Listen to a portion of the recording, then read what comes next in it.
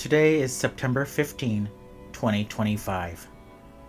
On this podcast and in my writings, as you may have noticed, I often focus on issues of empire, colonialism, and the failures of leadership in our world today. But on this broadcast, I want to highlight an elder statesman of Illinois who recently passed away. I bring him up because he is an example of what servant leadership looks like and represents the deep longing many have to return to a style of leadership built on trust, humility, and service to all people.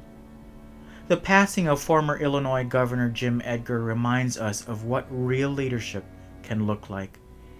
In a time when politics often feels divided, Edgar's legacy stands out as an example of a leader who cared about people more than party lines.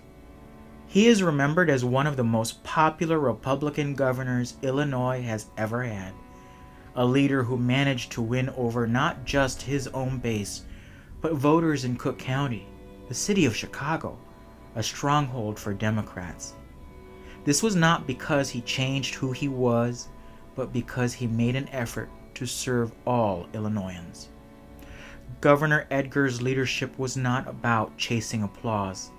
He had his personal views, such as not supporting marriage equality, but he was willing to defend those in his party who did, like Republican Chairman Pat Brady.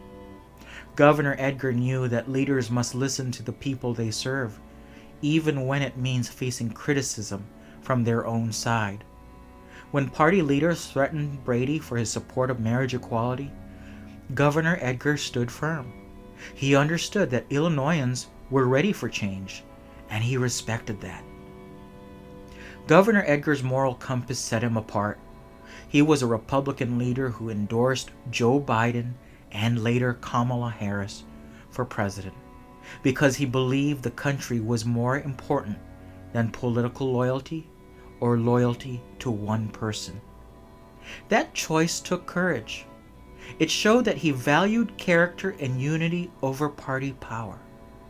In a world where political leaders often seem to serve only their own supporters, Governor Edgar's actions showed that leadership is about building trust with everyone, not just those who agree with you.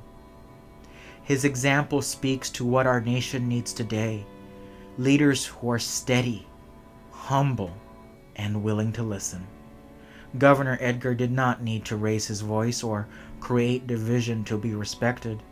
People supported him even if they disagreed with him, because they knew he was fair and honest.